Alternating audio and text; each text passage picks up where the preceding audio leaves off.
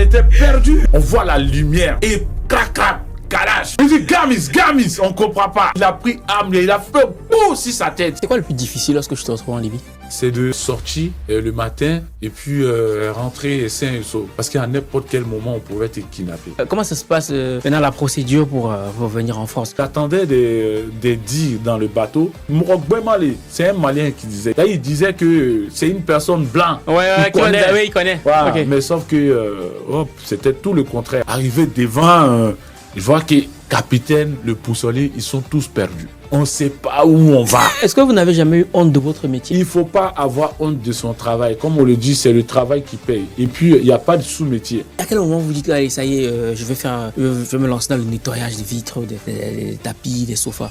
Comme j'aime souvent dire, une seule rencontre peut changer toute une vie. Venez vivre une expérience inoubliable au Week-end de l'écrivain Tour 2026. Ce samedi 16 mai, au Salon de l'Aveyron à Paris, célébrons celles et ceux qui ont choisi d'écrire pour impacter. Au programme, conférences, ateliers, panels, stands d'exposition. Un événement organisé par les éditions Argent Livre. Ensemble, écrivons la suite de notre histoire. Changer l'histoire, laisser l'héritage, écrire pour impacter, je suis immortel. Comment est-ce que vous avez fait pour pour faire du nettoyage de vitres votre métier? Qu'est-ce qui s'est passé? Comment est-ce que j'ai fait nettoyer? Ah bon, d'abord, j'avais l'idée. Oui. Et puis, je me suis réveillé un bon matin. Hop, je suis allé à la boutique, j'ai acheté du matériel. Hop, j'ai commencé, autour de chez moi, je commençais à démarcher les commerces, tout ce que tu veux.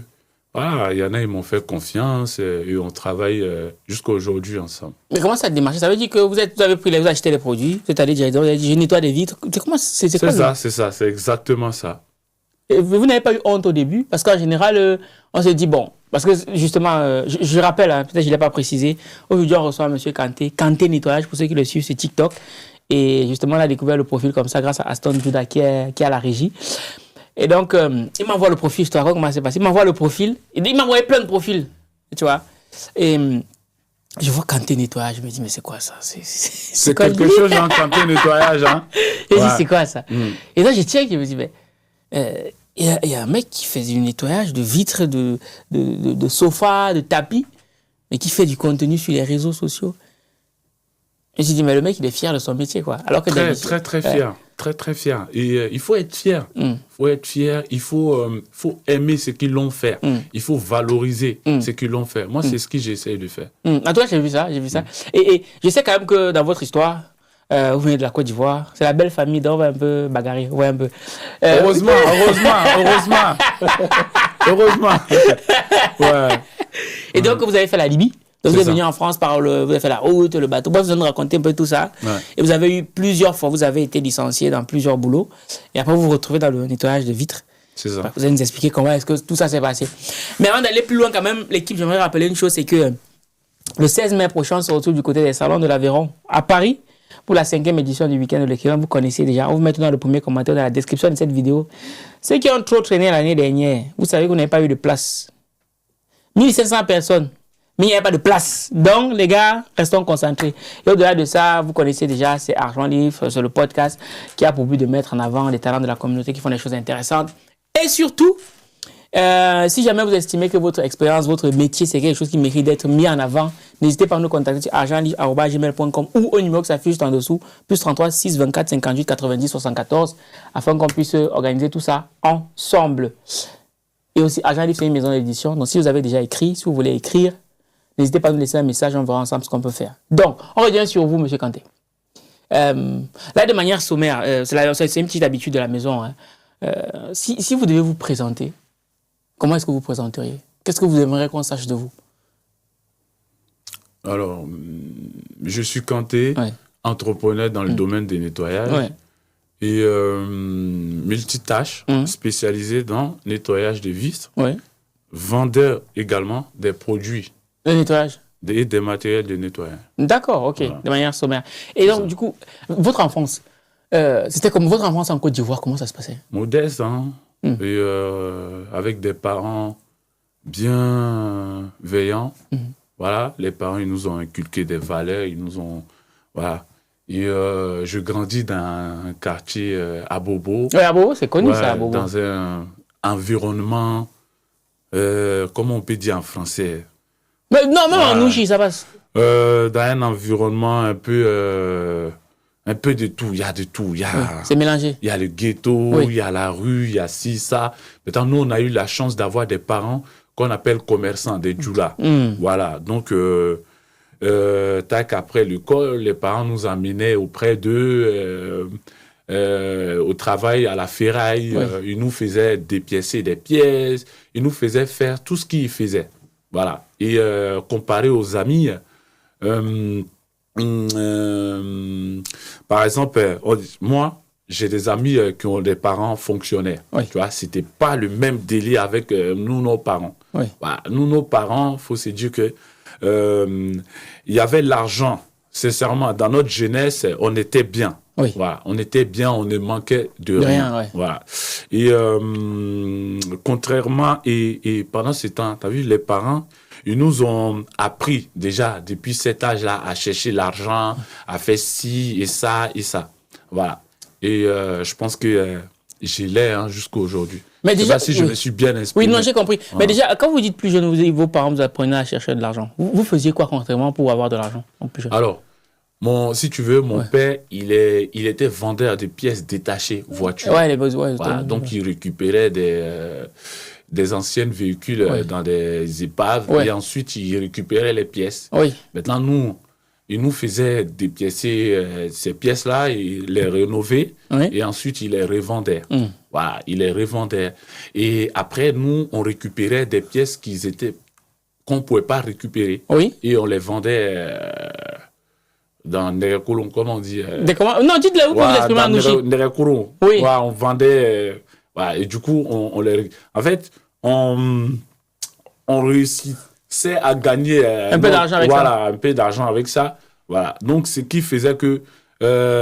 Oui, contrairement à nos amis qui avaient les parents fonctionnaires, c'était différent. Tu as vu, nous, on avait l'argent. Vous avez été habitué à toucher l'argent. Voilà, tu vois, depuis à cet âge-là. Ouais. Voilà, c'est dans ce sens-là, je veux dire. Vous avez dit que quand j'entends, même quand on préparait l'émission, vous me laissez comprendre que plus jeune, vous n'avez pas manqué d'argent. C'est ça. Mais pourquoi avoir décidé de partir, de faire la route pour l'Europe? Qu'est-ce qui s'est passé? Alors, il faut savoir que, voilà, c'est bien beau que dans la jeunesse, il y avait ci et cela. Mais nous, on a eu une chance que nos parents, ils n'ont pas. C'est que nous, aujourd'hui, on est éduqués financièrement. Oui. Donc, les parents, ils n'ont pas eu cette chance-là. Donc, à la longue, ça a joué sur nous. Comment ça? Voilà. Pas d'éducation financière, pas de structuration des entrées, Oui, des des sorties, oui. Oui. Donc, à un moment donné, voilà. Vous faisiez quoi avec l'argent? Comme toute jeune, on faisait nos petits trucs avec. On essayait de. Les petites? Non, pas les. non. Moi, sérieux, franchement, j'ai eu une jeunesse vraiment bien. Hein. J'étais pas trop bazardé, heureusement. J'étais pas trop bêtisier, tout ça. J'ai été toujours sage, moi. Ouais, moi, j'ai été toujours sage. On ne m'a jamais attrapé dans ce truc-là. Ouais. Mais du coup, alors, la route pour la France à pied, comment ça se passe? Wow, un peu dur, hein. Mais à quel moment vous vous dites, ça y est, là, je vais prendre la route? Alors, c'était en 2013. En 2013, c'était ma toute première fois de voyager, d'aller chercher l'argent, de décider d'aller chercher l'argent. C'était dans mon pays d'origine, la Guinée. Ah, ok, d'accord, vous êtes Moi, je suis d'origine guinéenne. Ok. Voilà. Et donc, j'y vais en Guinée comme ça pour aller creuser de l'or. Ah! Voilà. Donc, j'y vais, je creuse de l'or. J'amène un ami avec moi, un ami d'enfance. Donc, on part, on creuse de l'or. Et moi, j'avais jamais attrapé 600 000, 500 000 pour moi. Donc, on rentre avec ça en Côte d'Ivoire, 600 000, moi avec mon ami. Hop. Et étant en Guinée là-bas, moi, j'ai pris goût, j'ai appris quelque chose. J'ai pris goût à l'inconfort. Ah oui, ok. À l'inconfort, j'avais envie d'expérimenter quelque chose. Et c'est là que l'idée est venue. Et soudain, mon ami, il avait des connaissances qui avaient déjà été en Libye, etc. Donc, il m'en parlait à chaque fois. Et moi, j'ai un oncle aussi qui est déjà passé là-bas. Donc, ça m'a titillé les oreilles. Et je me suis dit, tiens, j'ai envie de, je sais pas, aller en Europe, mais je vais essayer de m'approcher dans un pays Maghreb. Comme ça, je suis à côté. Quand il y a l'occasion, hop. Donc, voici comment je me retrouve en Libye. Mais du coup, en Libye, vous y allez comment? À pied, en voiture? Comment ça se passe le voyage? Alors, moi, on prend des mini-cars de Abidjan jusqu'à Burkina, je me semble, et de Burkina, Niger, des Niger, la Libye. Et ça a mis combien de temps? Moi, j'ai mis à peu près une semaine pour arriver en Libye? Dans la première grande ville en Libye. Oui, et c'était quoi? C'est quoi la grande ville, du coup? Saba, on l'appelle. Saba. Et une fois que vous arrivez là-bas, vous faites comment? Alors, une fois qu'on arrive là-bas, on a eu la chance de tomber sur un compatriote. Il était dans un garage mécanique. On lui dit, nous, on vient d'arriver. Comment on fait ici? Et Dieu fait que lui, il habitait dans un foyer ivoirien qu'on appelait M1. Les gars, si vous me voyez, je vous salue tous. Voilà. Et donc, M1, il nous amène là-bas. Il n'y a que des Ivoiriens. Et on arrive là-bas. C'était vraiment comme ça, Dieu. Il y a des gens, ils n'ont pas eu cette chance-là. Ils arrivent en Libye, hop, on les amène en prison. Mais nous, Dieu nous a épargnés de cela. Donc, on arrive à l'adresse d'arrivée. Donc, les gars, ils nous libèrent. Maintenant, dans le quartier, en marchant, en rentrant en ville, on voit un garage mécanique, on voit un jeune africain. On va vers lui, on trouve que c'est un Ivoirien, on échange, le courant passe vite, hop, au final, il nous amène au foyer. Maintenant, au foyer, on arrive, le soir, on voit, il y a du monde qui arrive. Les gens qui sont allés travailler. Ils rentrent. Ils rentrent. Donc, waouh, c'était extraordinaire.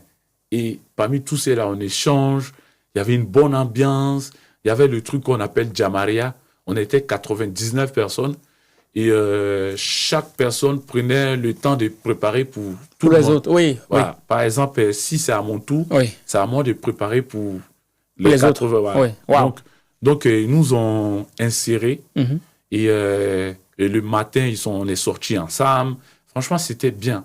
Très, très bonne expérience. Et tu vas mettre combien de temps en Libye? Alors, à Saba, on met à peu près 8 à 9 mois. Après, il y a eu la guerre, c'était compliqué. Donc tu as vécu la guerre de la Libye sur place?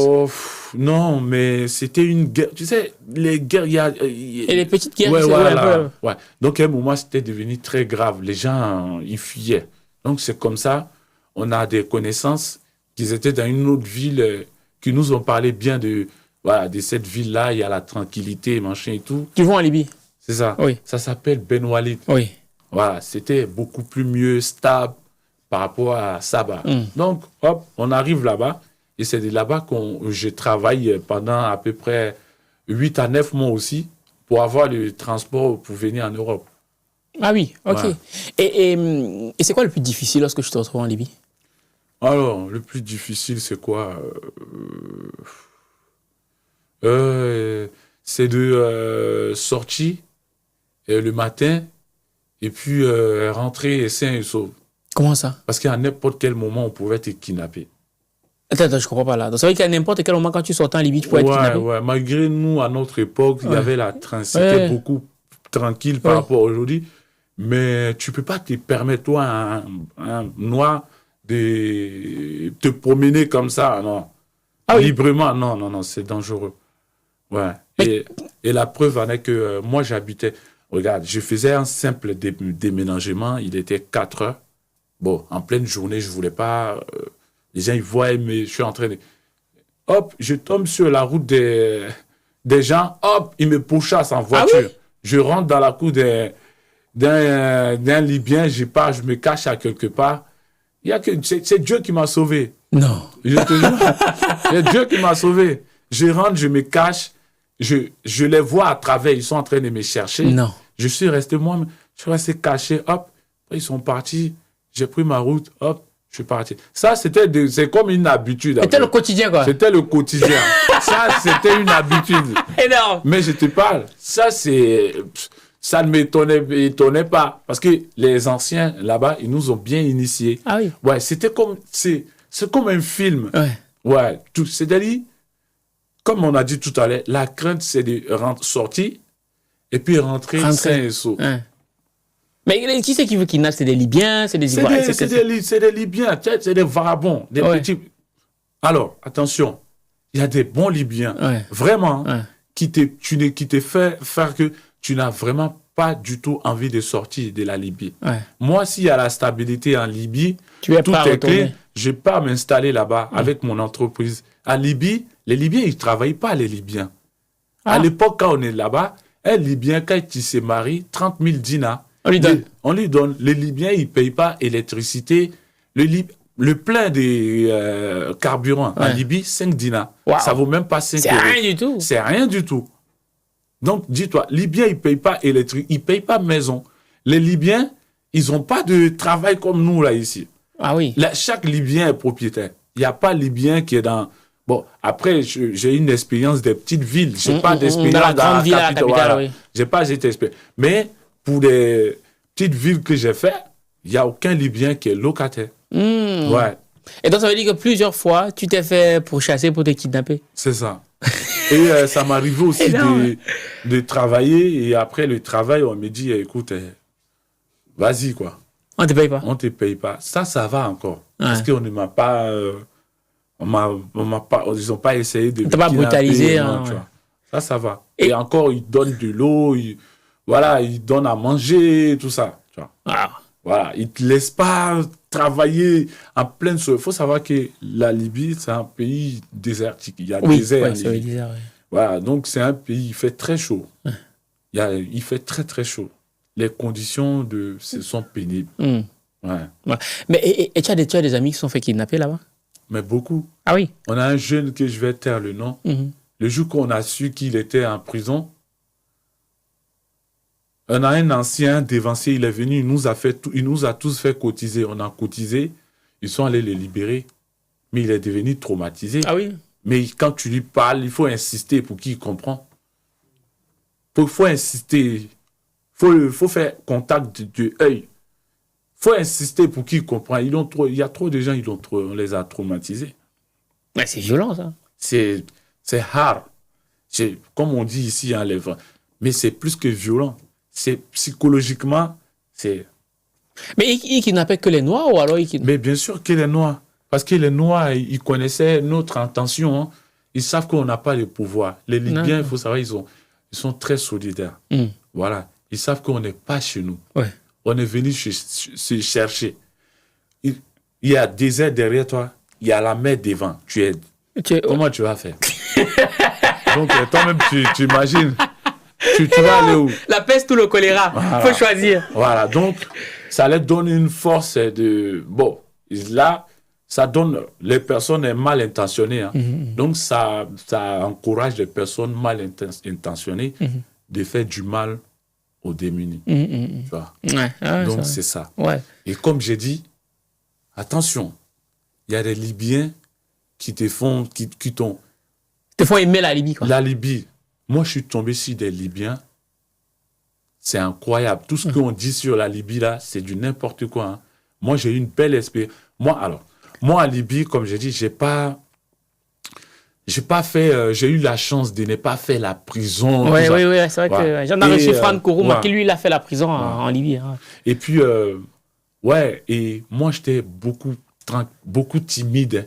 Et quand j'étais au pays, mais la Libye, ça m'a fait devenir... La Libye m'a fait grandir. Ah oui? Oui, très belle expérience. La Libye, ça m'a fait devenir la personne que je suis aujourd'hui. Voilà. Mais c'est quoi l'événement le plus marquant pour toi en Libye? Quand tu y repenses, tu te dis, ah oui, quand même. Genre, ça t'a transformé, quoi. Alors, on a un ami qui va... Tu sais, après la guerre, la Libye, il y a des personnes mal intentionnées. Ils détruisaient la Libye. Par exemple, ils vont dans une ancienne usine, ils vont aller récupérer comment on appelle, les nerfs, comment on dit? Ça sert à quoi? Les fils rouges là. Oui, les fils de fer, oui. Comment on dit en français même? Oui, mais ça sert à quoi? C'est pour faire quoi? C'est pour vendre. Oui, ils peuvent récupérer les barres de fer, oui. Non, les barres de laiton, cuivre. Ah, le cuivre. Voilà. Okay. Cuivre, oui. Après, ils vont revendre derrière. Oui. Donc, nous, on a un ami, un jour, on ne l'a pas vu pendant 2 jours. Déjà, les Libyens, ils l'ont pris. Ils l'ont amené quelque part pour aller récupérer des cuivres. OK. Donc, il est venu 3 jours après avec beaucoup d'argent. Oui. Donc, il nous a tous dit, ça, c'est un bon boulot. Hein.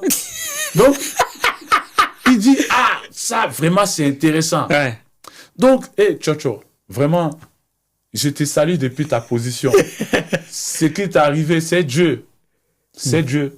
Voilà, point. Et du coup, Tchotcho, il nous a parlé que du bien de ce secteur. Ouais. Donc, nous, ça nous a gamé. Il nous a dit, les Libyens, il arrive encore. Ouais. S'il arrive, il va nous amener. Énorme. Maintenant, nous, on fait quoi? On se prépare, on attend le Libyen. Ouais. C'est dans un ancien entrepôt abandonné. Ouais. Le Libyen, il n'y a pas d'électricité. Ils nous fait rentrer, on a pris clôture. Ouais. Ils nous ont fait rentrer dans un coin. Vraiment, il fait noir, en plein désert. On ne sait pas où on est.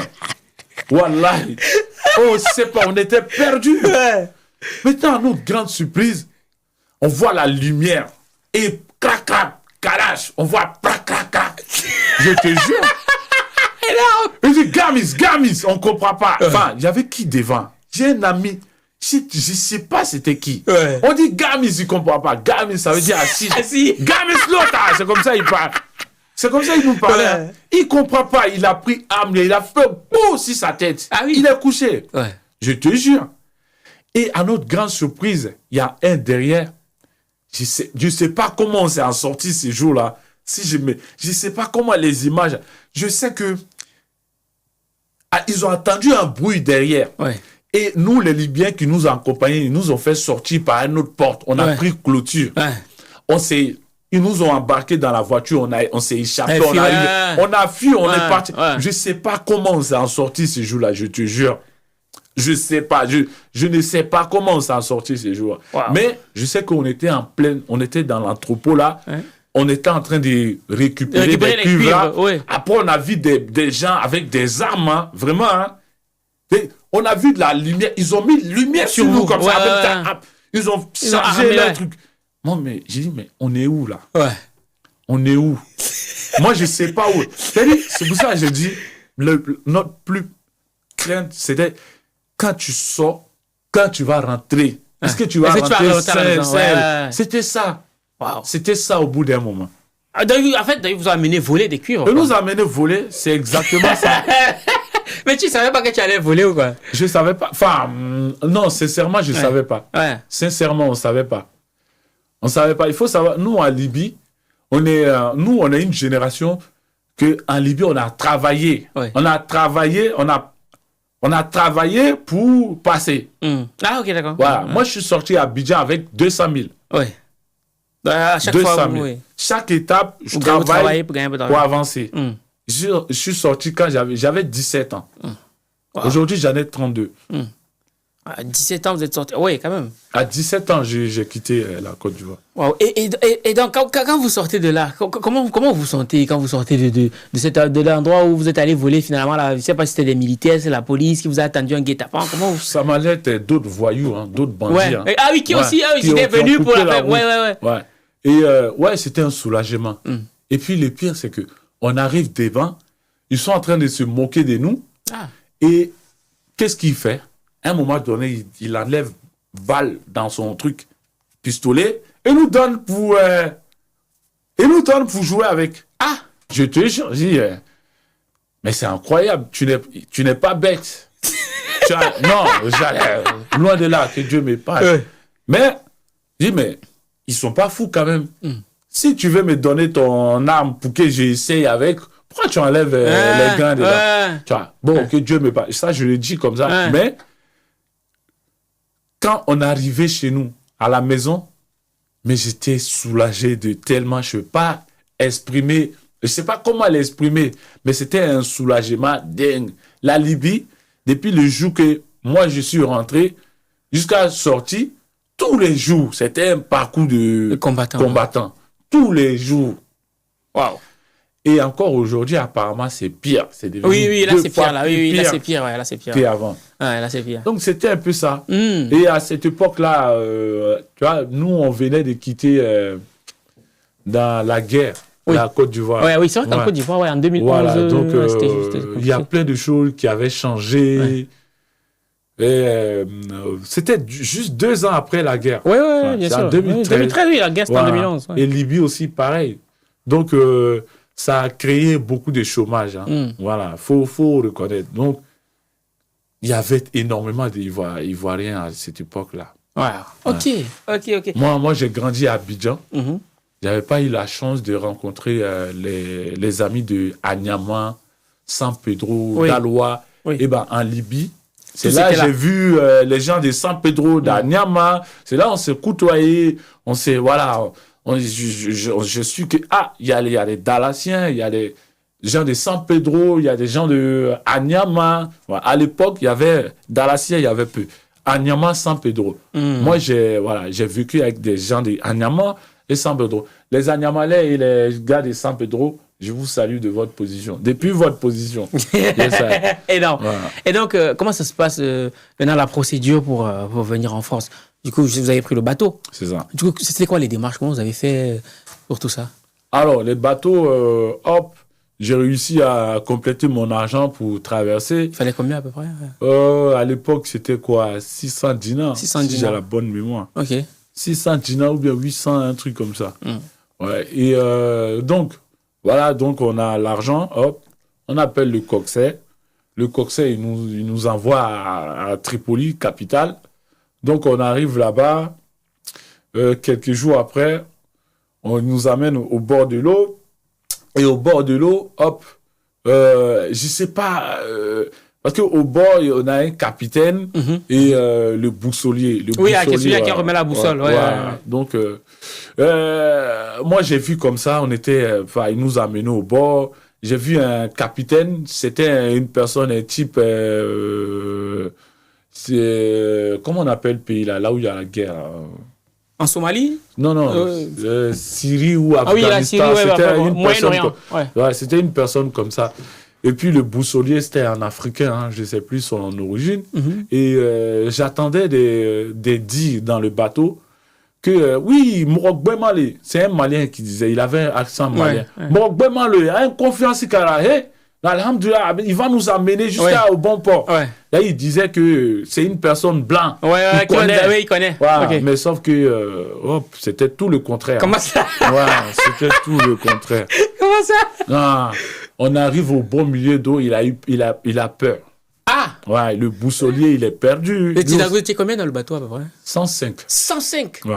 À l'époque, c'est 105. Wow, ok. 105 personnes, on mettait, en tout cas de mon époque, on mettait 105 personnes dans chaque bateau. Donc, on décolle. À quelle heure à peu près comme ça? Généralement, c'est la nuit. Hein. La nuit, Ouais, c'est la nuit. C'est la nuit. Donc, peut-être vers 23h. Non, attention, 23h, minuit, comme ça. Et ils nous amènent. Hein, on a pris le bateau, on a gonflé. Après, on a déposé sur la mer. Ils nous ont fait faire le rang. Et puis, on embarquait par deux. Deux personnes. Bateau gonflable en plus. Bateau gonflable. C'était malade. Ouais, gonflable. Moi-même, j'avais truc Konobori. Mon ventre coulait. Ouais, bien sûr. J'avais couche ce jour-là, que Dieu me pardonne. Ouais. Et comme ça, on embarque. Ouais.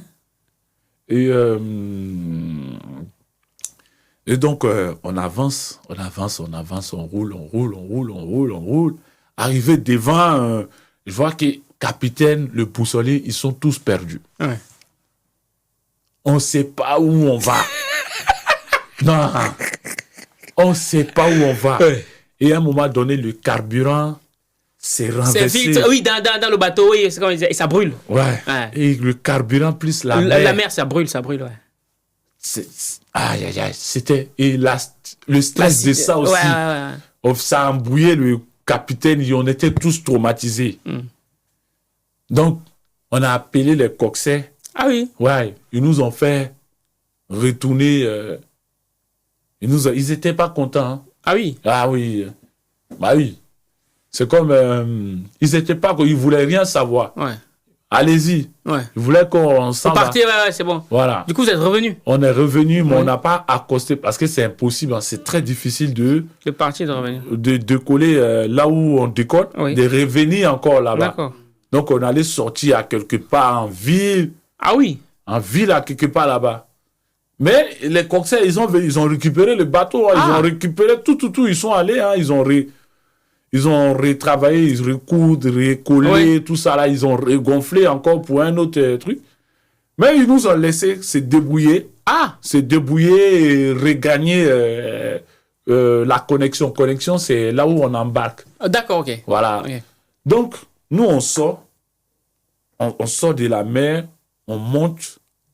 On arrive en haut, on voit, il y a les policiers partout. Waouh. Ça, c'est un autre truc encore. Ça, c'est un autre délire encore. On voit les herbes avec des piquants. Des piquants. Oui, oui, oui. Des trucs, ça pique, ça te Oui, pèse ça la pèse peau, la peau. sans chaussures. J'étais avec un ami, on l'appelle Libérien. C'est un Ivoirien, mais il a vécu au Libéria. Oui. Donc, on l'appelle Libérien. J'étais avec lui. Lui, moi, en Libye, on m'appelait Jordan. Parce que là-bas, on te donne nom. Ouais, ouais, On te donne nom en fonction de... Oui, ta morphologie, Voilà. comment tu y es et tout. Ouais. Surtout les Ivoiriens. Wow. Donc, il dit, Jordan, qu'est-ce qu'on fait? Qu'est-ce qu'on fait? C'est lui qui a vu les policiers. Là. Dès qu'il avait Jordan, aïe. On est rentré dans le truc... Dans l'herbe. Il dit, les trucs là sont rentrés Vous êtes dans nos partis, c'est pieds. Mais on ne calcule pas. Parce qu'on sait ce qui est derrière.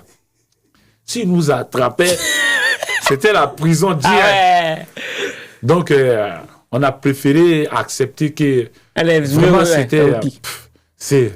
C'est une autre réalité. Moi, aujourd'hui, je remercie Dieu. Hein. Hein. Je remercie Dieu pour tout ce qu'il fait pour moi. Ah oui. Non, je peux jamais finir de remercier Dieu. Donc, voilà. Regarde dans quoi l'homme a passé. Ouais. Mais donc, ok, vous avez réussi à fuir la police. Ça se passe comment après pour que vous repreniez le bateau? Alors, parce qu'il y avait les piquants, ils ne pouvaient pas rentrer. Et là, ils sont fragiles. Ils nous ont abandonnés. Et puis, ils ne rentrent pas. Non, et puis nous, on est ce qu'on appelle cabri mort. Cabri mort, il n'y a pas de... Donc là, nous, on s'est sacrifié. C'est ça. Parce que quand il y a danger derrière toi, au final, tu ne regardes pas. C'est l'instinct de survie qui ça. Donc, c'est-à-dire, depuis nous, on est rentré en Libye, jusqu'à sortie, c'est ça. C'est que ça. Genre, l'instinct de survie, elle est activée. De loin à distance, H24, elle est activée. Tout le temps, tu réfléchis en cas de danger, comment tu vas t'échapper. Tout le temps. Et donc, vous faites comment alors pour reprendre l'autre bateau pour repartir? Alors, on contacte le coxer. Il nous amène un taxi. Il faut savoir que les coxers, ils ont des réseaux. Oui, voilà. Donc, ils ont des réseaux, ils ont des contacts à droite, à gauche. Donc, comme ça, ils nous envoient un taxi. Et le taximètre nous amène à quelque part. Donc, on mange et tout ça. Après, il y a un autre taximètre qui vient nous récupérer encore.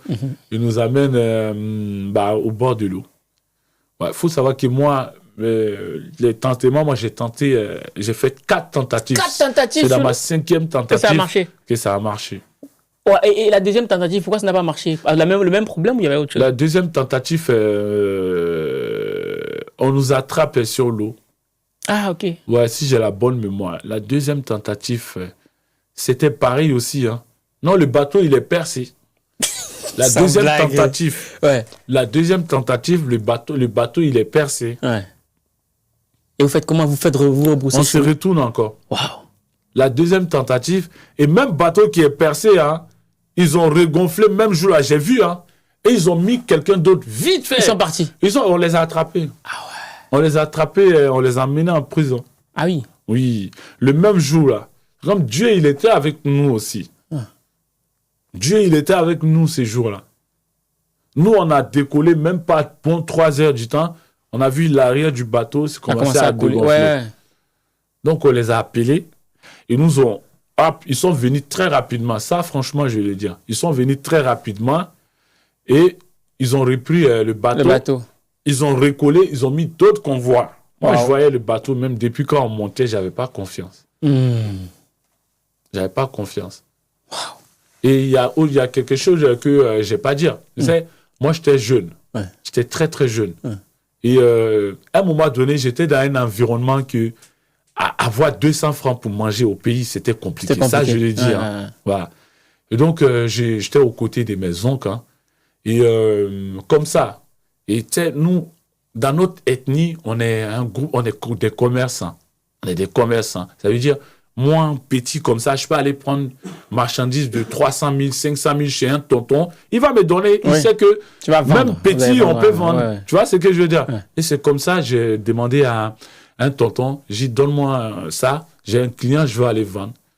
Donc, il m'a passé. Ça, je l'ai dit pour avoir la conscience tranquille et puis pour répéter aussi que c'était pas pour l'intention de faire du mal, mais je voulais m'en sortir. Je voulais faire quelque chose.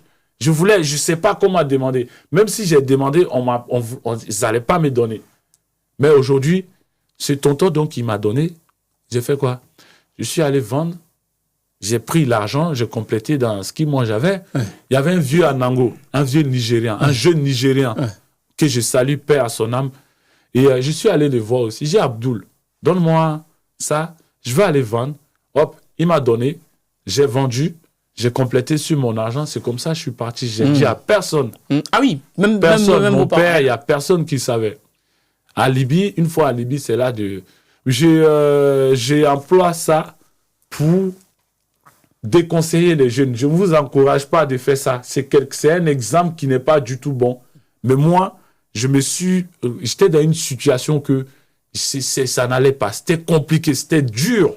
Mais la question qu'on se pose justement, c'est justement la même énergie que vous avez mis pour voyager. Est-ce que si vous mettiez la même énergie en Côte d'Ivoire, vous n'auriez pas pu trop vous en sortir? À cette l'époque-là, ouais. Non, j'avais pas la maturité, la sagesse d'aujourd'hui. Il faut savoir que le parcours que j'ai fait, ça m'a fait grandir. Ça m'a fait apprendre des choses, etc. Donc aujourd'hui, je suis totalement différent de... oui, c'est sûr. J'ai pas, il y a 10 ans, j'avais pas le même âge. Ouais, non, c'est sûr. Aujourd'hui, je suis papa, il y a eu beaucoup de changements. Beaucoup de choses, Voilà, donc c'est pas pareil. En effet. Et donc, la 5e tentative, vous arrivez à traverser, du coup. C'est ça. Est-ce qu'il y a des gens dans le bateau qui sont décédés pendant la traversée? Alors, Dieu merci, j'ai pas eu ce... Sans blague? Non, pendant toutes mes tentatives, Personne j'ai pas eu. Mais dans mon frère, il y a eu des morts. Et il y a même eu ses connaissances qui ont perdu le cerveau. Ah oui. Dû aux personnes qui sont décédées. Ouais. Mais quand vous vous retrouvez dans la nuit comme ça, vous voyez c'est noir devant, c'est noir derrière. On voit rien. Vous voyez rien, vous dites quoi? On voit vraiment, on est quoi? On est guidé par nos instincts de survie. On est vraiment, on fait on est entre la vie et la mort. Ah oui. Mais j'avoue que chaque geste qu'on fait, c'est important. Parce que c'est les gestes qu'on va dire à nos voisins, faut faire ça pour le bien de tous. Voilà. Et Dieu fait que chacun comprend et l'esprit devient tous pareil. C'est-à-dire, on fait en sorte que l'esprit de tout le monde soit focalisé sur un but. Voilà, sur le même but. Voilà. Donc, si quelqu'un fait quelque chose qui va à l'encontre de l'objectif de tout le monde, on essaie de lui faire comprendre. Voilà. Donc, c'est ça. Ok. Voilà. Et donc, comment vous retrouvez en Italie? Comment ça se passe? Vous arrivez vous accoster ou alors c'est des gardes? Comment ça se passe? Alors, on arrive sur la zone qu'on appelle zone internationale. Oui. Voilà. Il faut savoir qu'à l'époque, en Libye, nous, je remercie le pape qui est mort là, le pape des Italiens là. Tu sais, à un moment donné, il y a eu tellement de morts sur la mer que le pape il a demandé à ce que les Italiens ils font un peu plus d'efforts. Voilà. Et dans ces périodes-là, les gens les Italiens, ils venaient jusqu'à dans la zone internationale, ce qu'on appelle zone internationale. Zone internationale. À peine tu sors de l'eau de Libye, hop, tu Donc c'est comme ça, nous, on arrive en zone internationale, hop, on tombe sur un gros bateau. On ne sait pas c'est qui. Il y a d'autres qui hésitaient, d'autres qui disaient... Au final, je crois qu'ils nous ont rassurés. Voilà, ils nous ont embarqués. Après, on a fait 2 jours avec eux. Oui. Et 3e jour, ils nous ont confié aux gens qui s'occupent de... Comment on les appelle déjà même? Si je me suis bien... C'est quoi leur job? C'est qui sauvent les gens. Qui sont les sauveteurs, on peut les appeler les comme ça. sauveteurs, Ouais, on peut dire comme ça. Et donc, on fait 2 jours également avec eux. Après, on accoste à Calabria. Calabre, je connais bien. J'ai de la famille en Calabre. Et puis voilà. Ouais. Et donc, on accoste à Calabria. C'était un soulagement. C'était un soulagement. C'était la fin du calvaire de... Ah oui? Ouais, Vous dites que ça y est, là? Ouais, bah oui. C'était la fin du calvaire du voyage. De la Libye. De la Libye. Ouais. Et donc, vous arrivez en Calabre, comment ça ressemble à quoi votre vie? On vous met d'abord en centre de détention? Comment ça se passe? Soulagement, hein. Non, les Italiens, je les remercie aussi. Jamais je cracherai sur l'Italien, même si les Italiens, ils sont comment on dit, ils sont cash. Oui. Ils sont pas hypocrites. Ouais. Jamais je cracherai sur l'Italie. Ouais. Beaucoup de reconnaissance envers l'Italie. Ouais. Ouais. Et vous restez combien de temps en Italie? Alors, je reste 1 an en Italie. On rentre en 2014. 1 an, quelques mois, et je sors en 2015. Et vous faites quoi pendant ce temps? Pendant 1 an en Italie, vous faites quoi? Vous Alors, faites comment pour vivre? Ouais, du Calabria, après, ils nous dispatchent. Ouais. Ils nous dispatchent et nous, on nous amène à Avellino. Avellino, provincia de Napoli. Voilà, donc on reste là-bas, bien logé, hein, logé, tout. Manger, nourrir, blanchir. Wow. Jusqu'à on fait une bêtise de faire la grève, soit disant que les pâtes, tous les jours, on nous donne des pâtes. Mais quelle bêtise! Mais quelle bêtise! Je ne sais pas qui est venu nous... Comme j'aime souvent dire, une seule rencontre peut changer toute une vie. Venez vivre une expérience inoubliable au Week-end de l'écrivain Tour 2026. Ce samedi 16 mai, au Salon de l'Aveyron à Paris, célébrons celles et ceux qui ont choisi d'écrire pour impacter. Au programme, conférences, ateliers, panels, stands d'exposition. Un événement organisé par les éditions Argent Livre. Ensemble, écrivons la suite de notre histoire. Changer l'histoire, laisser l'héritage, écrire pour impacter, je suis immortel. Faire comprendre qu'ils s'occupaient bien de nous. Ouais. Et ils nous... Je ne sais pas c'est sorti de qui. C'est pour ça, dans la vie, là, il ne faut jamais prendre les mêmes chemins que les autres. Non. Moi, j'ai toujours été comme ça. Jamais, jamais, jamais. Jamais au grand. On était bien. Ils nous ont fait comprendre que... Je ne sais pas c'est par qui c'est venu, mais ils nous ont fait comprendre que si, ça, si, ça. Au final... On nous prend dans la ville, dans la grande ville, là où on avait toutes les opportunités. On nous amène en campagne. Ah oui. Eh bien, tu viens d'un pays des gens. On te nourrit. On te fait ci. On te fait ça. On te ouvre dans l'hôtel, frère. Dans ton pays, dans Libye où tu étais là, tu as passé tous tes calvaires. Ouais. Toi, on t'amène ici, tu te plains. Ouais. Tu te fermes. Tu fermes ta bouche et tu attends le jour de ta commission, comme on dit. Tu prends tes papiers. Tu avances, tu vas où tu veux. Ouais. Mais tu n'as pas un mot à dire. Parce que c'est des gens, ils t'ont sauvé sur la mer. Oui, c'est vrai. Hein, Ils t'ont logé. Moi, je n'avais pas compris ça. Mais arrivé en France, tu te débrouilles par toi-même. Tu es dans la rue. C'est quand j'ai été mis en face des réalités de l'Europe aussi que j'ai compris. Ah oui. Voilà, donc c'était une expérience aussi. Mais jamais je référais ça. Jamais de toute ma... De toute façon, j'ai grandi. Voilà. Et justement, ok, vous arrivez en France, du coup, vous faites quoi? Vous avez été sans abri? C'est ça. Vous avez vécu dans la rue combien de temps à peu près? Alors, à peu près un truc de 6 à 9 mois. Hein, Ah oui, dans la même. rue? Ouais. Du coup, comment ça se passe? Vous dormez où? Ouais. D'abord, je dors où déjà? Hop. Au foyer de Porte de la Villette. Oui. Porte de la Villette, à l'époque, il y avait le foyer. Ça existe toujours. Hein. C'est mon petit frère qui m'a montré là-bas. Sinon, moi... c'est la recueil sociale recueil social, ils sont à Paris. Et du coup à l'époque ils nous récupéraient à la République à partir de minuit, 2 heures, des fois ils viennent à 3 heures, toujours fatigués, et ils nous amenaient à Porte Clignancourt. Il y a un centre d'hébergement pour dormir. Et là-bas on se réveille à 7h30 je pense. avec alarme. Ah oui. Ouais. Là-bas, tu dors avec tout type de personnes. Ah. C'est rare. Hein. C'est très, très dur. Ça... Mais c'était une bonne expérience. Hein. Ouais, c'est... et du coup, on nous récupérait là-bas, on nous amène. Après, j'en avais marre de ça. Mon petit frère, il était plus petit que moi. Oui. Donc, il dormait là-bas. Donc, il m'a amené là-bas. C'est dans les escaliers de... Voilà. Donc, la nuit, on récupérait des cartons. Quand tout le monde dort, on mettait les cartons dans les espaces. Et donc, on dormait. Et là-bas, encore 6 heures du matin, il y a la dame des ménages. Oui, il faut tout enlever. En hiver. Elle vient, elle fait... Waouh. Moi, et t'as vu, une fois encore, dans la vie, là, comme on dit, c'est l'homme, il se gâte. Tu vois. Une fois encore, malgré tout, malgré notre situation précaire, regarde, moi, je voyais des gens...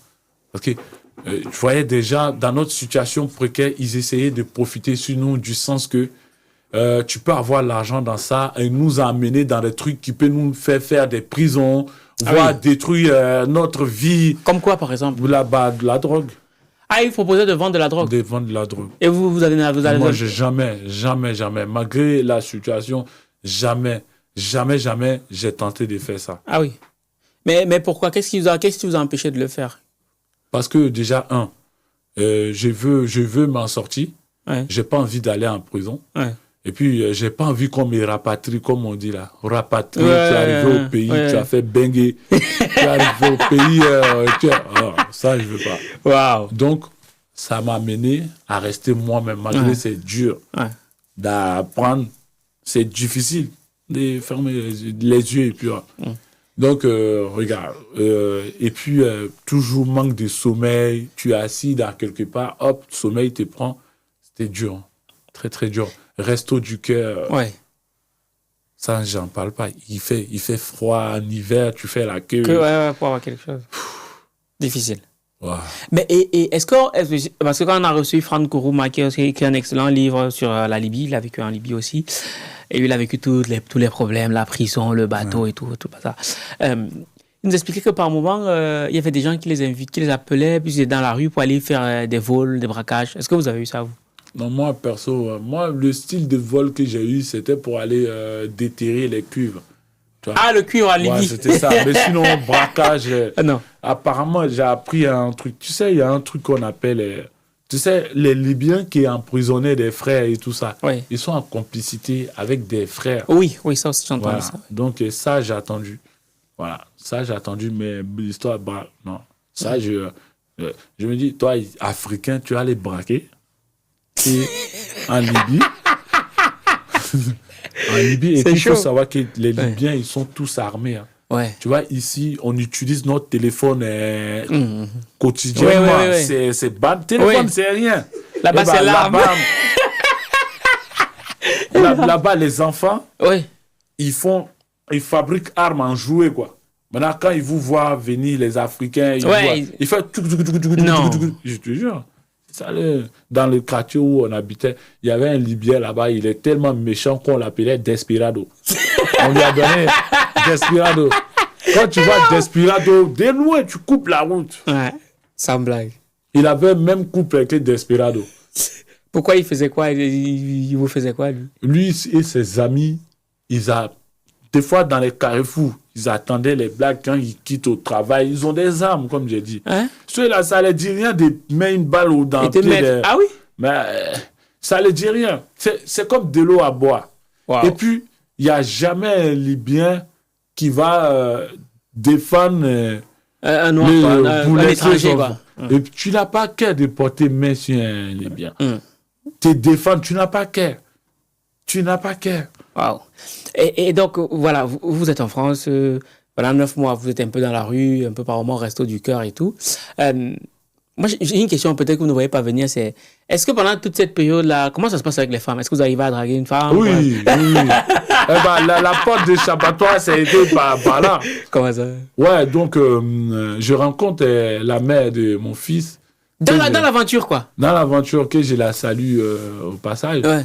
sa rencontre m'a fait énormément de... Est-ce que vous pouvez nous raconter comment ça s'est passé, la rencontre et tout? Ouais, comme ça, j'étais, comment on dit, d'abord, avant d'arriver là, il faut savoir que, tu sais, depuis au pays, nos parents ils nous ont inculqué des valeurs, comment chercher l'argent, etc. Ouais.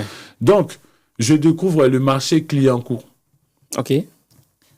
Le marché Clignancourt, où on vend des trucs occasion, comment on appelle le marché là? Marché Opus. Oui, marché Opus, oui. Voilà, donc comme ça, il y a un jour, je pars avec 50 €.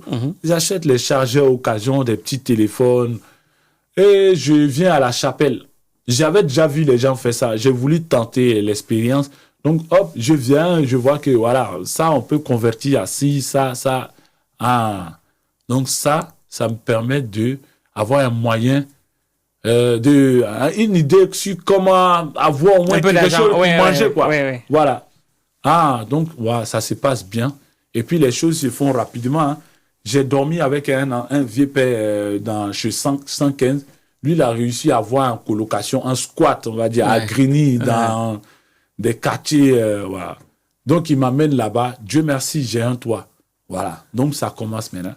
Donc, petit à petit, je pars au marché pour ne pas rester sans rien faire. Oui. Voilà. Donc, je pars là-bas, j'achète les petits articles occasion, j'arrive à convertir. Donc, doucement, je commence à me prendre en charge. Ça commence à me faire du bien. Voilà, avoir quelque chose. Voilà.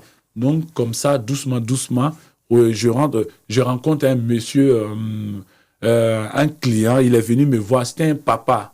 Ma première fois de me faire héberger par c'était un papa, c'est un Ivoirien. Il m'a vu dans la rue comme ça. Je vendais des pantalons. Il a acheté un pantalon avec moi. Il était ému par comment je me débrouille. Ouais. Donc, il a voulu garder... la relation, quoi. Voilà. Donc, c'est comme ça s'est passé. Le papa, là, il m'a aidé à avoir confiance en moi, petit à petit. Il m'a même hébergé. Hein. Je l'appelais papa au bout d'un moment donné. Donc, il m'héberge, j'arrivais à me laver bien. Être propre, quoi. Voilà, être propre. Voilà. Mais du coup, et la femme, comment la femme, votre copine, vous la rencontrez? C'est dans ça que j'ai la rencontre. Ouais. Il y a un jour dans mes tamakou, il y a voilà, draguer, coordonner, tout ça là. Voilà. Donc, comme ça. Et puis, les choses sont bien passées, machin et tout. Et puis, on est arrivé à un point où j'ai eu un enfant avec elle, machin et tout ça. Donc, cela m'a permis d'avoir des papiers. Parce qu'elle, elle est française. Mais attends, là, on allait trop vite là. Il y a des trucs qu'on a loupés là. Donc, quand vous la rencontrez, elle connaît votre situation? Elle connaît. Regarde, elle connaissait. C'est vrai, j'ai joué un peu avec. Parce que moi, je venais d'Italie et je parlais. Un peu italien.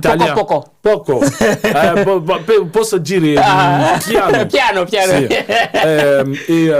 Donc, moi, écoute, donc j'ai joué sur mon côté italien. Parce que, écoute, faut être un gentleman. Voilà.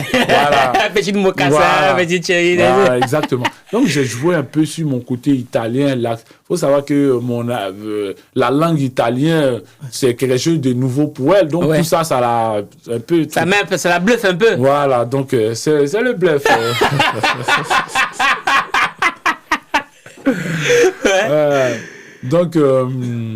Donc, comme ça, le courant se passe bien. Hein? Les choses se passent bien. Jusqu'à... voilà, on a aménagé à un moment donné ensemble. Tout s'est passé bien, franchement. Hein? Voilà, jusqu'au point où on a eu un enfant. Voilà. Comme elle est française, moi, je suis étranger. Et dans la loi, là, quand à cette époque-là, voilà. Donc, c'est comme ça. Moi, j'ai mon premier titre de séjour. Après combien d'années? Après, peut-être 4 ans en France. Hein. Ouais. Et donc, je commence à travailler, tout se passe bien. C'est par ce pote-là que je rentre en situation régulière, en tout cas. Voilà. Donc, petit à petit, les choses se font. Voilà, je découvre le monde professionnel, le monde régulier. Voilà. Donc, c'est vrai, au début, c'était compliqué, très, très compliqué. Hein. Voilà. Donc, je m'arrête là pour l'instant.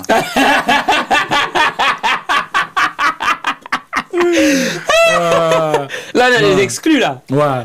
Donc, non. Et, ouais, comme ça, je rentre. Hop, dans le monde de premier CDI. Premier CDI. C'était dans quoi? C'est dans quel... C'était agent de relais chez Leclerc.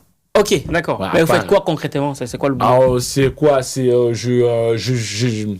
c'est des relais qui sont sur Paris et on reçoit des commandes. Des colis, ok, d'accord, ouais.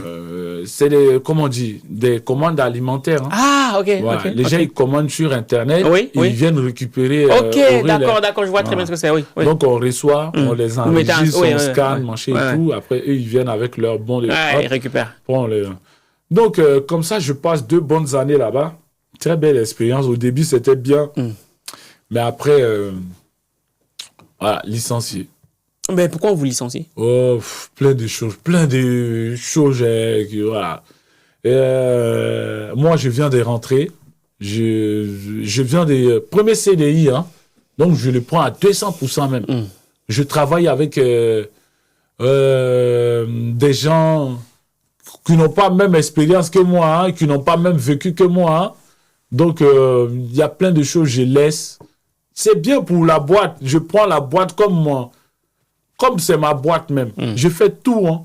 Maintenant, j'ai remarqué qu'au retour, là, l'effort que j'ai fait, là, même mes collègues... c'est pas récompensé. Voilà, donc, à un moment donné, ça m'a saoulé. Donc, j'ai tout délaissé. Voilà, j'ai fait comme tout le monde. Tu vois, non? Donc, ça, c'est quelque chose, ça m'a appris. Comme on le dit, quand tu viens dans une boîte, il faut faire ce qu'on te demande. Il ne faut pas faire plus. Tu vois? C'était un nouveau pour moi. Donc, à partir... Moi, j'ai commencé à faire les choses normales. Donc, c'est à ce moment-là, on me fait des reproches, on me fait ci, ça, ça. Bon, après, écoute, ils ont décidé de me licencier. Voilà, quoi. Licenciement, c'est normal. C'est quelque chose... ça arrive à tout le monde. Oui, mais c'était un truc... Et c'était une chute, dépression. Ah oui. Licenciement, c'est venu avec beaucoup de choses. Oui, forcément. Mais on ne va pas rentrer dans le truc. Donc, je passe à une autre étape, un autre type d'expérience encore en France. Voilà. Donc, à la sortie de ça, hop, un autre boulot. Un autre CDI. Mais c'était dans quoi, du coup? C'était dans le bâtiment. D'accord, ok. C'était dans le bâtiment, 9 mois licencié. Ah oui. Et bien avant tout ça, j'ai fait intérim. Hein. Il y a plein de choses. J'ai fait intérim. Et là, quand vous licenciez du bâtiment, vous dites quoi? Agir, ça y est, là. Et bâtiment, là, même là-bas, c'était autre chose. Pourquoi? C'était parce que j'avais pour ambition d'évoluer. La boîte m'a donné ma chance. Oui. Et, sauf que dans la boîte, on travaille en équipe. Voilà, moi je travaille avec une équipe qu'on ne vient pas de même pays. Oui. On ne parle pas même langue. Même langue, oui. C'était compliqué. C'était compliqué. On me dit, tiens, prends ton équipe, machin, fais ci, fais ça. Mais je communique. Mon équipe même, il m'exclut. Ah. Mon équipe, eux-mêmes, ils m'enlèvent dedans. Donc, psychologiquement, c'est dur. Ouais. Et il fait chaud en été. Ah oui, c'est vrai. Je viens de perdre ma sœur. Ah, c'est plein de trucs, quoi. Psychologue. Et puis aussi, on est dans un chantier où on est surveillé pas à pas. On était sur le camp de l'armée française à Bordeaux. En Jalles ou je sais pas quoi, j'ai oublié. Ouais. En fait, nous, on était spécialisés dans du désamiantage. Ah, vous devez aller à l'amiante. Voilà. Ah, et du coup, l'amiante se trouvait dans des caisses de munitions, je sais pas, des anciennes. C'est vrai que ça donne des cancers du poumon, ça. Exactement. Et là-bas, il ne faut pas péter un câble. Comment ça? Comment ça? C'est-à-dire, il ne faut pas péter un câble. Parce que si tu pètes un câble, tu risques de marcher, déclencher une bombe à quelque part. Voilà. Donc, il ne faut pas péter un câble. Et quand tu pètes un câble, on t'exclut direct. Ah oui? Oui. En travaillant, on travaille, tu attends. Il déclenche des faux bombes à quelque part là-bas, boum. Non. T'as pas jour. À chaque fois, on attend ça. Oui. C'est dit, c'était à Bordeaux. Waouh. Donc là-bas, tu n'as pas les droits. Même pour aller aux toilettes, on t'accompagne. Ah oui? Oui. Pour rentrer dans le camp, on vous accompagne, on vous amène dans vos zones de travail. Oui. Après, le gars, il s'arrête à côté, il vous surveille. Quand on a besoin d'un truc, on l'appelle. La zone hyper sensible, quoi. Voilà. Ah oui. Voilà, donc c'est comme ça. Et à quel moment vous dites, allez, ça y est, je vais me lancer dans le nettoyage des vitres, des tapis, des sofas? C'est quoi le déclic? Alors, depuis bien étant dans les bâtiments, hein, que voilà, j'avais envie de faire quelque chose parce que c'est pas facile, hein, on est d'accord, le BTP. Bâtiment, non, c'est physique. C'est voilà, c'est pas. Donc, faut savoir que voilà, pendant ce temps, j'ai eu à en parler comme ça. Il y a quelqu'un qui m'a parlé à côté, comme ça, qui m'a titillé.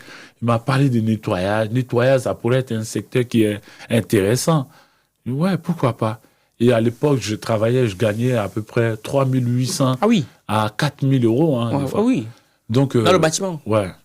Et bah, il y a, comment on dit, amiante, on va dire. Oui. Amiante, Oui. avec tous les prix, même la manchette, Oui, parce que c'est très dangereux, l'amiante. déplacement, tout ce que tu veux. Donc, pendant ce temps, moi, je mettais à peu près 1500 euros de côté à chaque fois. De côté. Ouais. J'étais tout seul, je n'étais pas marié. Ah oui. Ouais. Rien du tout. Et donc, pendant ce temps, je mettais l'argent à côté. Donc, je suivais un gars aussi, sans se mentir. Hein. Il s'appelle... est-ce que ça... C'est pas important le nom, on s'en fout. Donc, et donc, je le suivais, je regardais un peu ce qu'il faisait. C'est les réseaux. Voilà. Ouais. Il expliquait les bases qu'il faut avoir avant de commencer. Donc, j'ai fait quoi? J'ai acheté une camionnette directe. Ah oui? Ouais, j'ai acheté une camionnette. J'avais une BM série 1. Oui. Ça me créait que problème. Ouais, oui. Il y a quelqu'un, il veut que je l'amène chez lui. Ah oui, il faut que je lui dis, écoute, je dois faire trajet, j'habite à l'autre bout du monde. Et puis aussi, carburant, il m'en veut. Oui, ça c'est récurrent, ça. Donc, c'est vrai. Tu vois, c'était un peu... Et puis, c'est une période aussi, je sortais de plein de dépressions, c'était compliqué. Ouais. Je me cherchais encore. C'était compliqué. Donc, et je faisais PA, ce qu'on appelle PA. Moi, je suis resté en pleine PA. J'ai mis croix dans tout. Et dit, écoute, cette vie-là, moi, j'arrête à partir d'aujourd'hui. Voiture, là, je vends voiture.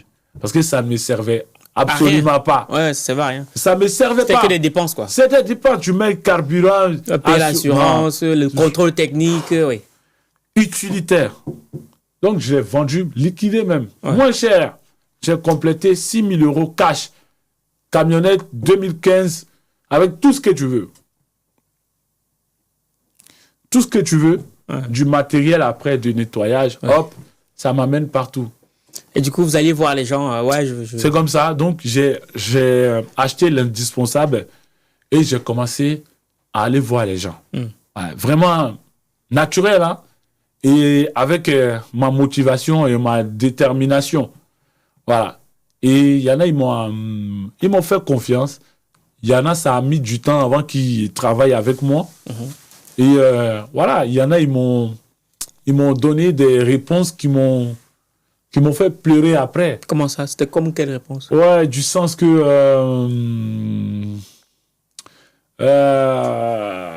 c'est nul ce que tu fais. Ah oui, c'est pas un métier. C'est pas un métier. Il y a l'autre, il fait à 2 euros pour moi, 5 euros. Tu vois, c'est dur moralement. Tu es nouveau, à ton petit niveau d'expérience. Moi, 6 000 euros, c'est beaucoup pour moi. Hein. Oui, bien sûr, bien sûr. Voilà, c'est beaucoup, c'est énorme. Hein. Voilà, c'est beaucoup. Donc, tu as acheté ci, ça, pour essayer de mettre quelque chose en place. 2 fois, tu as des retours. C'est chaud. Ouais, mais malgré tout, on n'a pas baissé les bras parce qu'on sait qu'on a investi. Il faut rentabiliser. Oui. Et puis aussi, bon, c'est vrai qu'au début, on pensait beaucoup à l'argent. Mais après, on a compris que l'argent seulement ne fait pas... c'est pas tout. Voilà. Mais à quel moment vous avez compris ça? J'ai compris ça dès les premiers 3 mois. Hein. Ah. Dès les premiers 3 mois que non, l'argent, non. Il y a bien d'autres choses plus importantes. Comme quoi?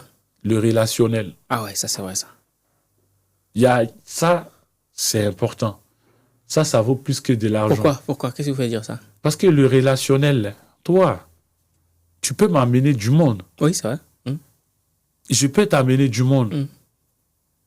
Rien que nos relations se passent bien, c'est bien pour la santé, pour ta santé. C'est bien, non? Oui, bien sûr. Que si tout se passe bien. Et les mondes que tu vas m'amener là, eux aussi, ils vont m'amener du monde. Donc, les relationnels sont plus importants que l'argent. Et aujourd'hui, comment vous faites pour tisser vos relations? Comment vous faites pour avoir les relations, justement? Alors, il faut savoir que moi, tu as vu, comme j'ai dit, depuis bas âge, nos parents, ils ont été commerçants. Ouais. Ils ont été dans ça. Dans tout ce qui est pour parler. Et puis, ils ont toujours tissé ce lien-là. Ouais. Voilà. Donc, ils nous ont inculqué ça de base. Il faut savoir que nous, nos parents, ils n'ont pas reçu la même éducation comme nous. Ouais. Nous, on a eu la chance d'être dans un pays super développé comme la France. On a toutes les chances auprès de nous, toutes les technologies auprès de nous pour apprendre des choses. Mais eux, ils n'ont pas eu ça. Donc, eux, ils ont été terre à terre. Ouais. Voilà, terre à terre. Et donc, mon père, il nous a inculqué ça. Maintenant, moi, l'étranger, le petit Ivoirien, la boboulette, tu es en France, tu connais qui? Tu viens de te lancer dans un secteur. Tu connais qui? Tu n'as aucun dévancier qui t'a montré, chose que moi, je donne la chance aux autres aujourd'hui. Je les prends, je dis, fais ci, ça, ça. C'est comme ça, ça se passe. Moi, je n'ai pas eu cette chance-là. Maintenant, c'est moi et moi. Donc, qu'est-ce que je fais? Je cherche. Je vois un monsieur, il a un établissement. Voilà, je vois que je peux faire quelque chose. Ouais. J'y vais vers ce monsieur. Ouais. Ce monsieur, souvent, il ne va pas me donner l'heure. Il va me faire comprendre que ce n'est pas lui le patron. Mais je ne me décourage pas. Ça me fait mal, ça me brise le cœur, ça brise mon ego. Mais je continue. Je continue. Après, c'est un métier aussi, ça m'a appris que il y a plein d'étapes qu'il faut passer. Il y a des processus qu'il faut passer. Il faut passer pour arriver à un autre point. Au bout d'un moment, les efforts qu'on répète, à un moment donné, on devient fort dedans. Oui, c'est vrai. On devient expert dedans. À un moment donné, ça devient plus compliqué. Ouais. Ça devient beaucoup plus facile. Et puis aussi, il y a la manière du feeling.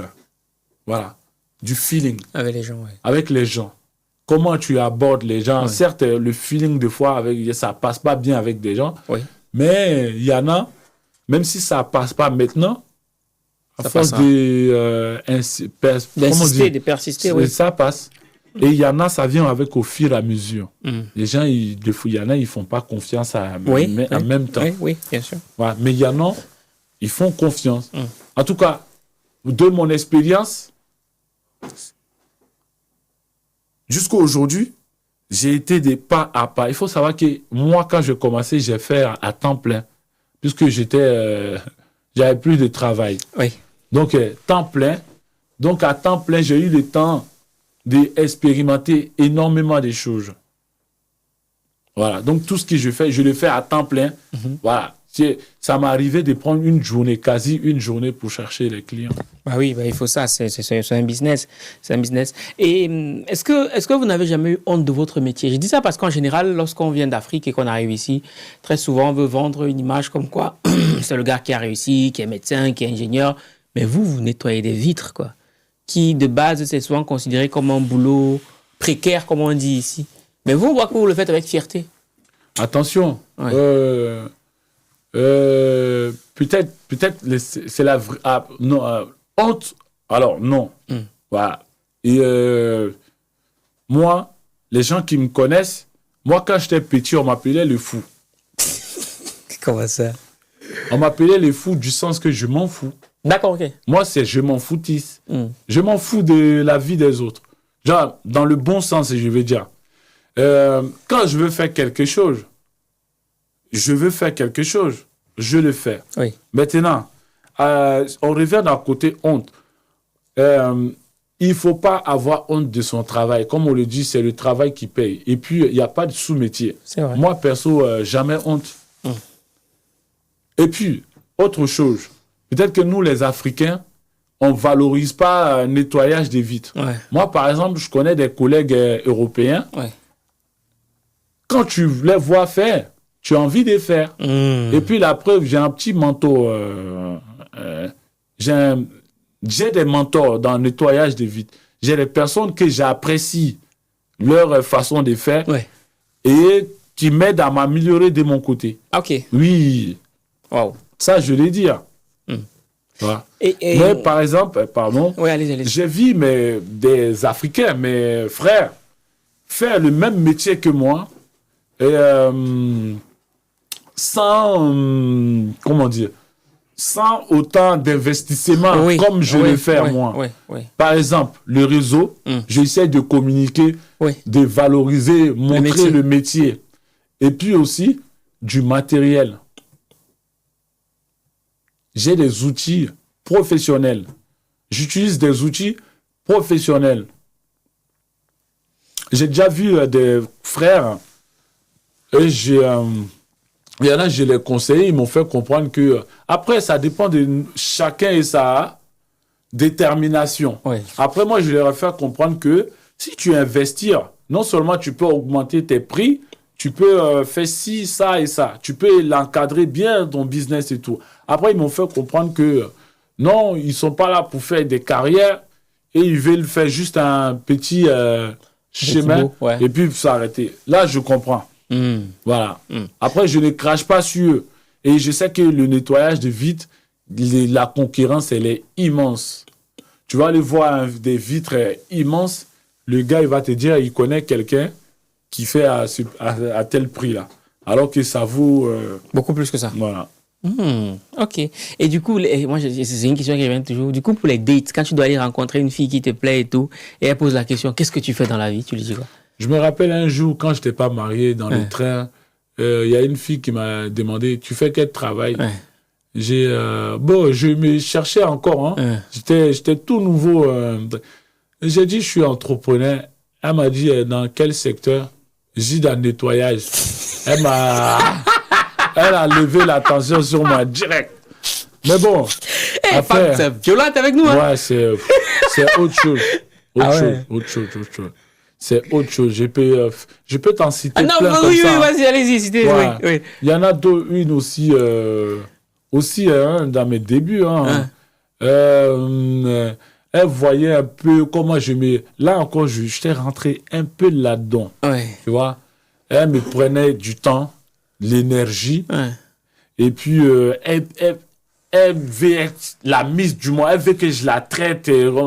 Alors que moi, je suis entrepreneur.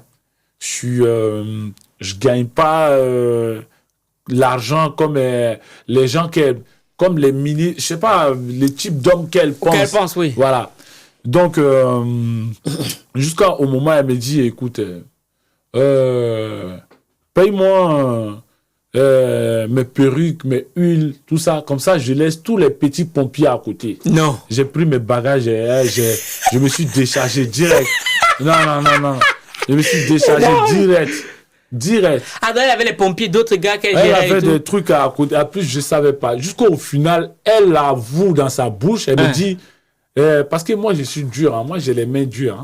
Ma femme est ici. Tu peux, tu peux la demander. Moi, j'ai la main dure. Je suis avare même. Ah oui? Ouais, dans le bon sens. Voilà. Donc, pour que ça sorte, il faut qu'il y ait une raison. Il faut qu'il y ait une raison. Donc, voilà. Donc, comme ça, elle a insisté et tout ça. Jusqu'au final, elle me dit, parce que regarde, moi, quand je n'étais pas marié, dans mes principes, chez nous, donner l'argent à une femme, si ce n'est pas ta femme, c'est pas bon. C'est pas bon. C'est donc ce truc-là, ça me bloque. Je peux pas. Ce truc-là me bloquait. Alors que la fille là, je la voulais. Enfin, j'étais sincère. Arrivé à un point où j'ai dit, présente-moi, vois tes parents. Je vais aller. Elle m'a fait comprendre, non, comme ci, comme ça. Jusqu'au point, elle me dit, écoute, tu me payes ma pommade, tu me payes ci, ça. Tous les petits pompiers que tu vois, je les libère. Et mais c'est quoi ça? C'est quelle vie ça? Waouh, énorme. Mais c'est quelle vie ça? Et du coup, madame, parce que madame est juste derrière là. Et du coup, jusqu'à un point où je tombe sur madame, ma femme, ma chérie. Ouais. Que Dieu te protège. T'as vu, elle elle a accepté de me suivre dans mon trou. Mais vous avez rencontré comment déjà? On s'est rencontrés par le biais d'une personne bienveillante, si je peux dire son nom. Oui, bien sûr, allez. Moa. Ouais. Il s'appelle Moa. En fait, c'est une personne qui met en relation les gens. D'accord. Les gens qui veulent du sérieux. Qui veulent du sérieux. T'as vu, moi, je suis entrepreneur. Ouais. Et à un moment donné, j'ai envie de concrétiser ça dès le départ. Ouais. Dès le départ, j'ai envie de trouver ma moitié. Ouais. Genre, faut pas, je vais arriver devant, je vais être riche et tout ça. Ouais. Ouais, moi, non, c'est compliqué. C'est maintenant. Essaye d'analyser avec moi. Oui. C'est qui j'ai dit. Ouais. Ah. Mieux vaut trouver ta moitié dès le départ Ouais. et puis parcourir du chemin ensemble. Ouais. Moi, et parmi elles tous, c'est ce que j'ai essayé de faire. Mais D'accord, elles n'avaient ok. pas la Elle avait science. pas le mindset. Voilà. Ouais. Mais c'est elle qui a compris. Elle aussi, elle est entrepreneuse. Mmh. Voilà. Donc, elle a compris direct. Et puis, elle est grande, je suis grand. Elle est, tu vois, on serrait ça même peu. Tu vois. On serrait ça même peu, on dirait. Donc ça, et puis aussi, quand on s'est vu, ça a matché. Ouais, ça a matché. Ouais. Et comme je dis, elle a accepté de me suivre partout. Ouais.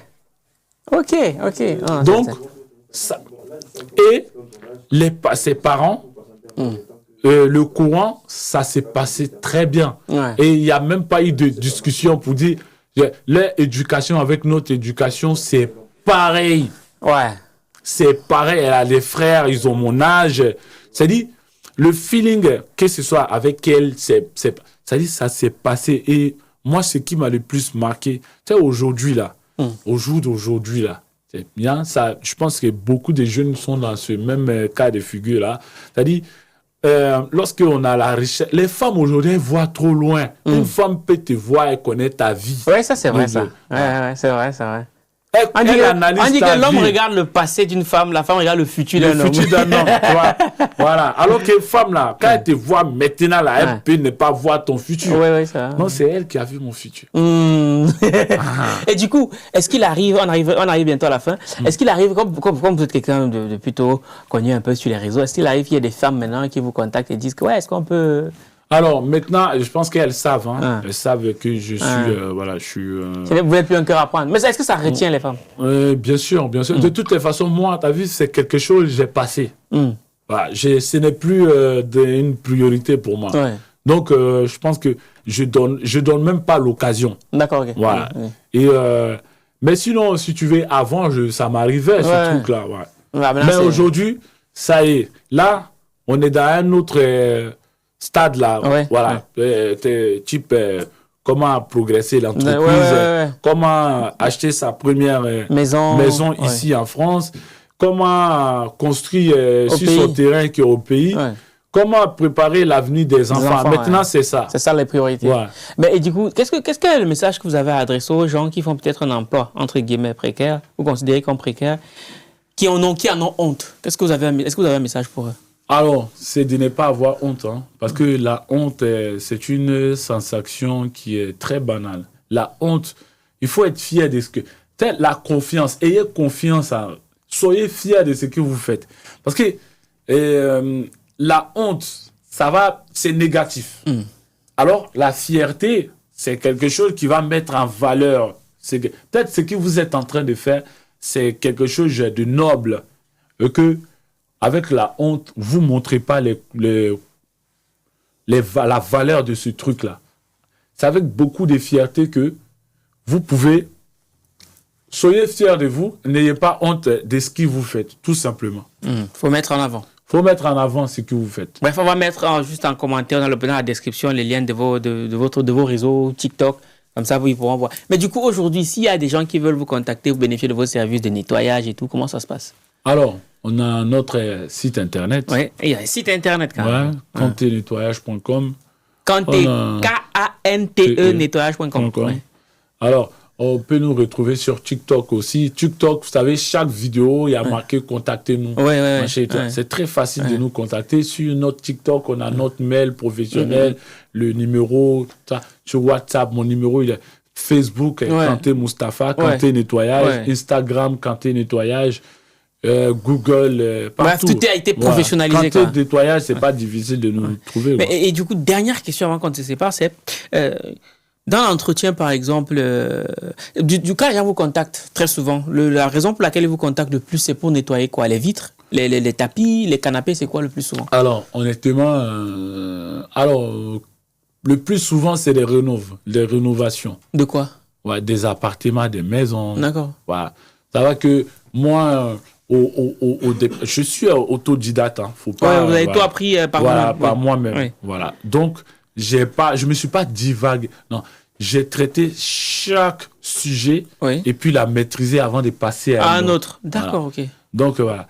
Et faut dire, avant, les vitres, je faisais de l'auto, comment on appelle auto-contenu, carrément. D'accord. Parce que je savais que le réseau, ça allait avoir un impact dans votre mon business. Ouais. Voilà. Donc, je faisais l'auto... vous enregistrez vous-même vos vidéos. Oui. Voilà. Donc, avant, au jour d'aujourd'hui, je me fais plus contacter par des entreprises pour nettoyer des vitres. Ah oui. Voilà.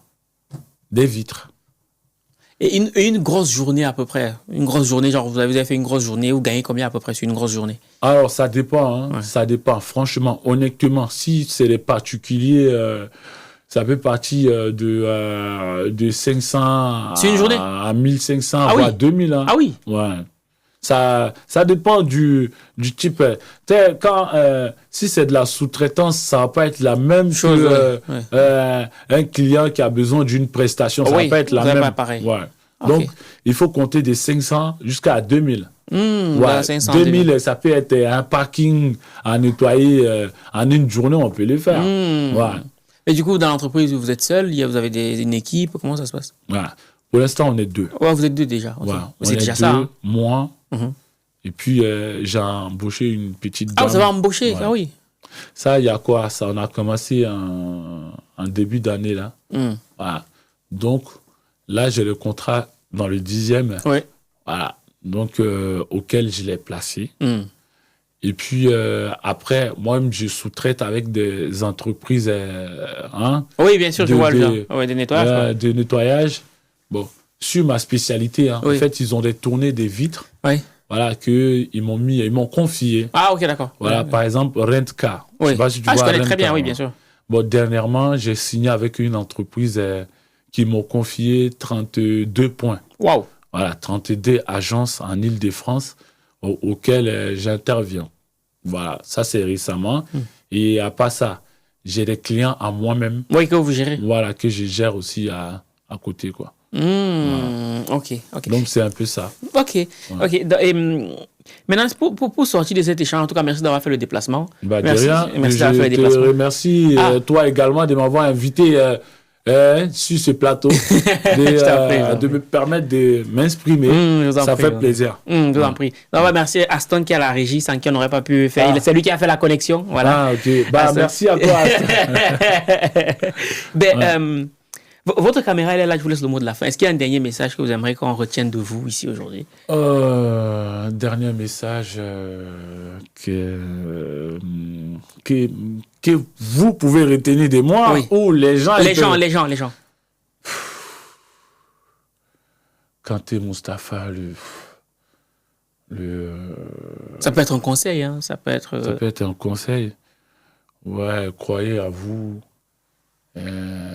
Faites confiance à vos pensées et mettez en pratique vos idées, vos pensées. Voilà. Même si c'est difficile, continuez, exercez tous les jours, ça va devenir meilleur. C'est en forgeant, on devient forgeron. Voilà, tout simplement. Amen. C'est en forgeant qu'on devient forgeron. C'était Valère Bélias et Kanté Moustapha sur le podcast. Yes, c'est le frère ivoirien.